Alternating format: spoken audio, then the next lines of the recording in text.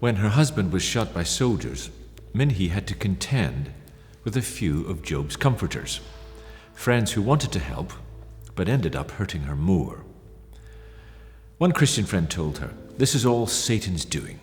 God has nothing to do with this. Satan entered into that soldier and fired the bullet."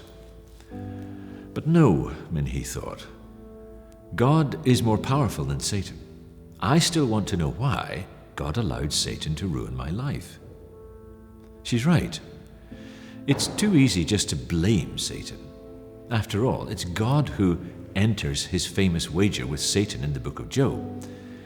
And in life, Satan only works by the express permission of God. So the question about suffering is not whether Satan initiates it or not. The point is, why does God allow Satan to do his worst in the first place? God's still responsible. It's his decision to keep Satan as a participant. Why? That's the question. And Minhee wouldn't shirk it. Another Christian was a little more brutal. There's always one. Maybe your husband or you have sinned, they suggested. And like Job's friends, this comes with a list of possible suggestions. Had Minhee had bad thoughts toward anyone? Had she had any arguments with her husband? Had she sold anything on the black market? But no, she thought. We haven't been perfect, but we have been faithful, and surely God asks no more of us than that. Still another person, trying to help, said that the men who shot her husband would get punished because God works justice for his people. But Minhee said, "No, my country is full of wicked people going unpunished." Had God stopped punishing the wicked, she wondered? North Korea has been a nightmare state since the late 1940s, when a single family of extreme atheists have run the country for their own pleasure. They've killed thousands, they've jailed millions, and diverted lavish foreign aid away from the starving into their own coveted elite.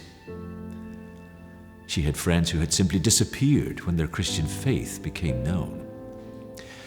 Over 50,000 Christians in North Korea today languish in Auschwitz-like labor camps, forbidden to even look up at the sky, living off rats, tortured, and worked to their deaths in the grimmest conditions. I know God will punish in the end, she thought, but this present nightmare is going on too long for God to be running the world justly. And then she had a nightmare that filled her with dread. She dreamt that she had died and gone to heaven.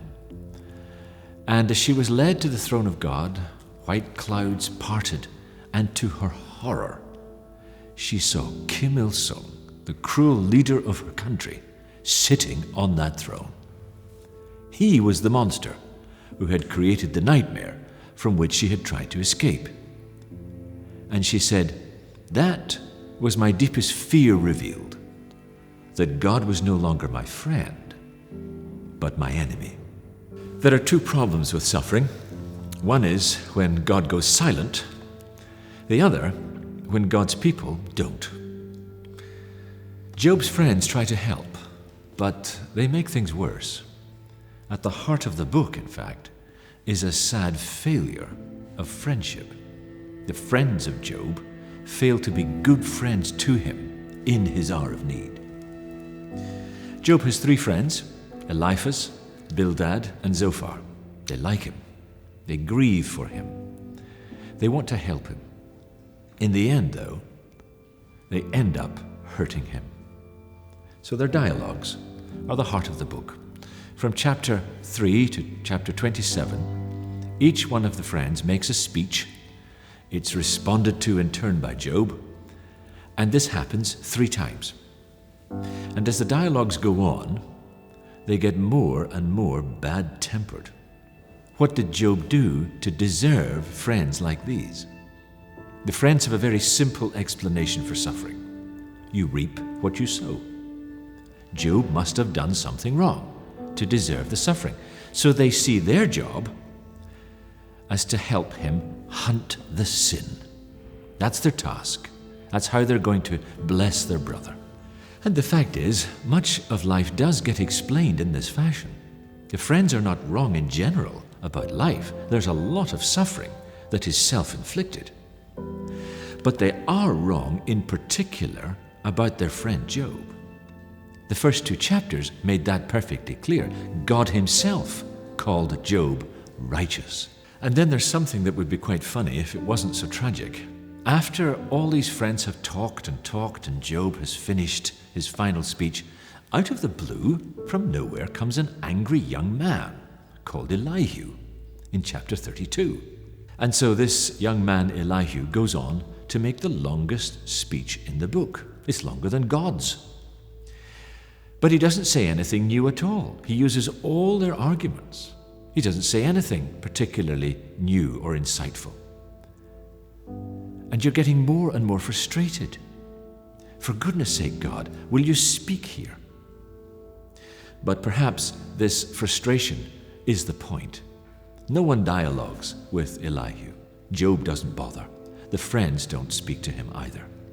And so the heart of the book peters out with a young windbag, someone talking far too much about things they know nothing about.